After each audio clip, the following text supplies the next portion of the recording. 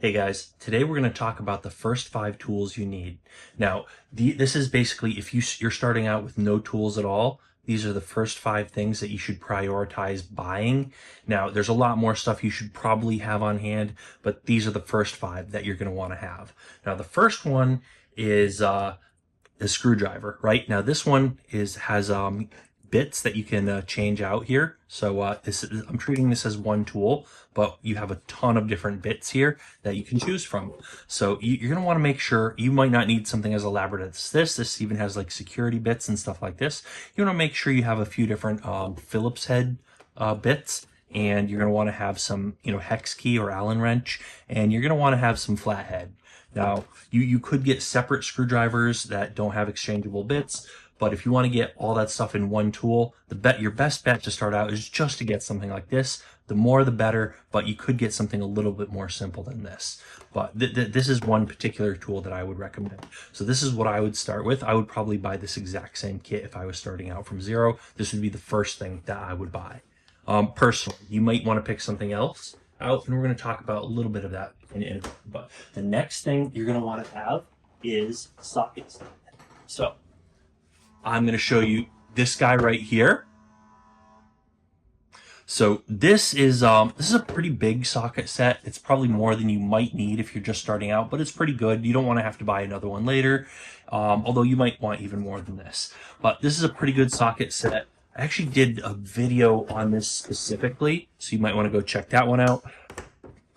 But yeah, so number 2 is a socket set. So yeah, just make sure you have a bunch of sockets like this. You have metric and imperial. So there you go. This is an old one that I have and I still use. Now, if you don't want to, get a big socket set like that or get 2 separate things, you could also get something much smaller.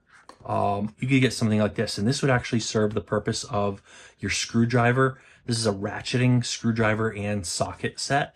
So you have all the sockets, you have some flathead, you have Phillips head, and you have some hex, and you have some Torx as an added bonus. Has this little attachment, has 2 ends. You can attach a socket on this side and the screwdriver bits on this side. So this would combine item. So number 1, we had the screwdriver set. Number 2, we had the socket set. This combines both of those into one tool, right? So you could get this if you want something just to start out. It won't give you as much as buying those other 2 tools, but get something like this if you want to start out. I also did another video on this specifically, so you might want to go check that video out as well.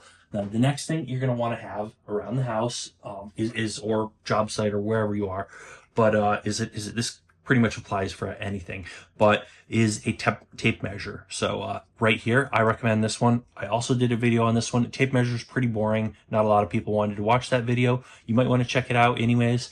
Only so much you can say about a tape measure. The key thing here, get something that feels like it has good build quality and highly rated on Amazon. That's what I got here. Or pick something out from Home Depot or Lowe's or wherever else. But the key thing, I wanted to make sure I had imperial and metric, right? So you got centimeters and inches both. Now, if you're in somewhere that doesn't use inches or is only metric, maybe you don't care about that. But really, I feel like it's limiting to buy some of the ones that only have inches. For me, I just really need to have both. So yeah, this is pretty important to have, and probably I would say this is tool number 3. This is the 3rd tool that you really should have. Now, tool number 4 is going to be pliers right here. So these are really useful. This is a versatile tool. This also has some snips here, so you can snip wires down here, but it also has you can grab onto things and turn things. This also in a tricky situation, you could use this to turn like nuts and bolts and stuff. It's not really meant for it, but if you don't have the proper tools, you could use this. You can use this for a lot of things. And this isn't like the finest needle nose thing, but it's not the stubbiest set either. I feel like this is a good balanced pair, and this is something that would be good to start out with. So that's why I'm recommending this one. Ideally, you'd want a whole set with a ton of different types of pliers, but if you had to pick one, I would make this tool number 4 that you should buy. Make sure you have something like this. While you're at it, you might want to buy a few other variations. Now, the last thing you're going to need, pretty standard tool, and I feel like I would be silly not to mention this, is the hammer. Just a standard hammer, right? Now, this is not the last thing I'm going to talk about in this video, but yeah, a hammer right here. So this is a pretty solid hammer. If you're on a budget, you could get something cheaper, like at the 99-cent store or something. But personally, I would get a good one like this that you know is going to last and be pretty solid and stable. I bought this. It's made out of some kind of synthetic material for the handle.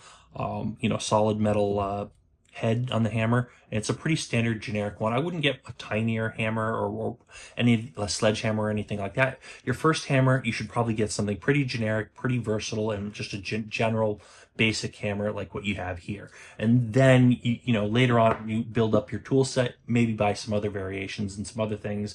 Get something with a rubber head, get something that's a sledgehammer, get a small hammer, and a bunch of other things, right? But those would be more for the future. This would be tool number 5 that I would recommend having. So, you know, for your house or your workshop or whatever, this is tool number 5 out of the 5 tools that you need. Now, realistically, this isn't enough. So you should also have 3 more tools at a bare minimum. So you should probably have scissors. Now, I know normally you would think of these as like you know, office supplies or something, but they're a tool, and I figured it's worth mentioning them. Sometimes, you know, you want to keep something like this in your toolkit tool, and if you don't have these, if you don't have those other tools I mentioned, you might not have these, and it's something you might want to pick up at the same time. Also, another bonus tool I'm going to talk about are snippers or wire cutters. You're going to want to get these. So this is another bonus tool going beyond the first 5 that I had to mention. I just felt like I had to cram a little bit more in this video. And also, last but not least, get yourself a toilet plunger. You know, you're probably picking these up at Home Depot, might be getting them on Amazon, wherever you're buying these, Lowe's, whatever hardware store.